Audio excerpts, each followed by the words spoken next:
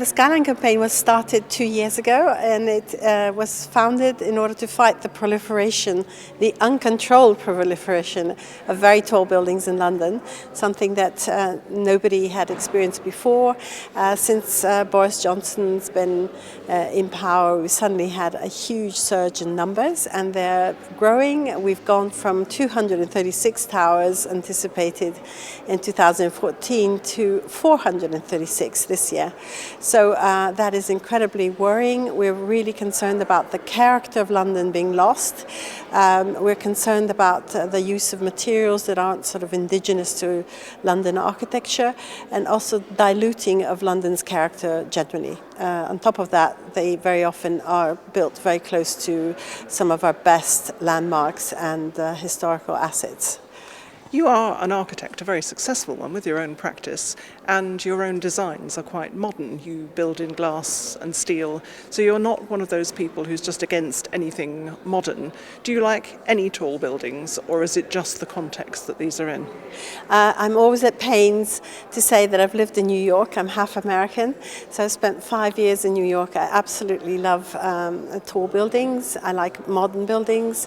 I've worked in the Seagram building on the 37th floor for a whole year for Philip Johnson. So it's a question of the right building in the right place. Another thing that concerns us about London's current wave of towers is that they're largely not very well designed. They absolutely don't have anything specific in terms of their shape or their choice of materials to recommend them, and they are hugely visible because of their height. And so we would much prefer that the new housing that is terribly needed in the city were built at a mid-rise height rather than these tall fingers, which anyway are destined to people with huge amounts of money and not for normal Londoners.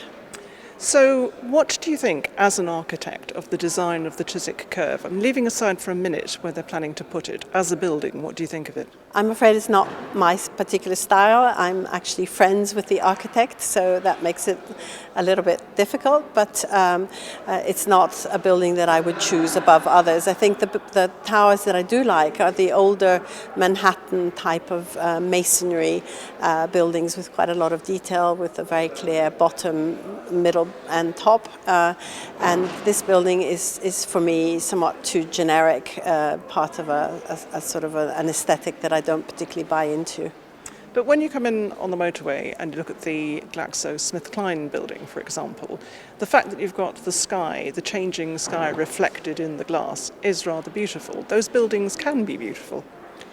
They can be beautiful, but I don't think they're particularly appropriate for London. I don't want to see London turned into a Northern American city or Dubai or Shanghai.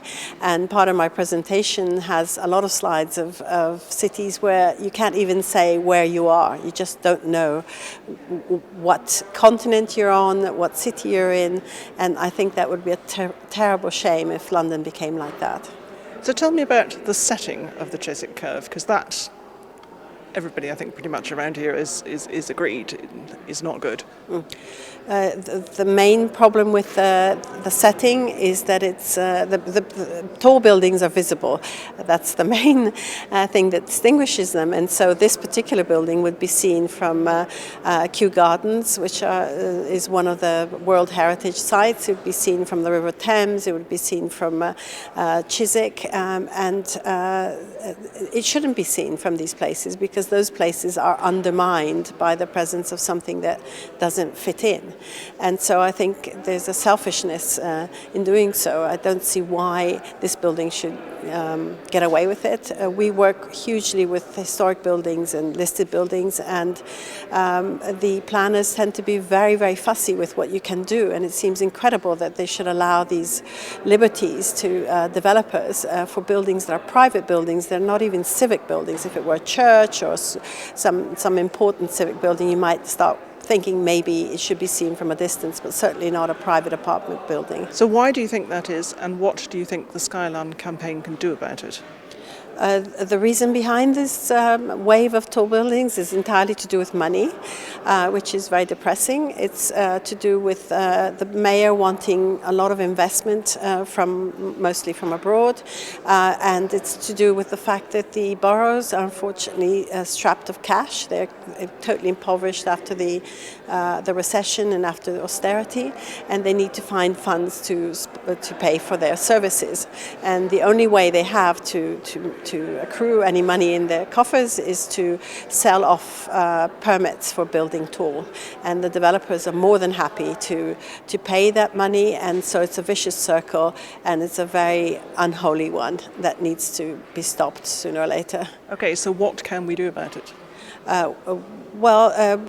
The government obviously has to find different ways of funding the boroughs, because this is not acceptable. As I said previously, these towers do not sort out the housing crisis in any shape or form. The percentage of affordable is pitifully small, and so if we're talking about sorting the housing crisis, the Skyline Campaign has lots of ideas: mid-rise mansion blocks, densification of the suburbs, but done very carefully and very beautifully, re-looking at the post-war estates that can be densified to, building on infill sites. There's a huge amount of brownfield land in London that's not being currently used, that needs to be used. So there are all kinds of things we can do about the housing, but there's absolutely no reason, no excuse for allowing these buildings to go tall.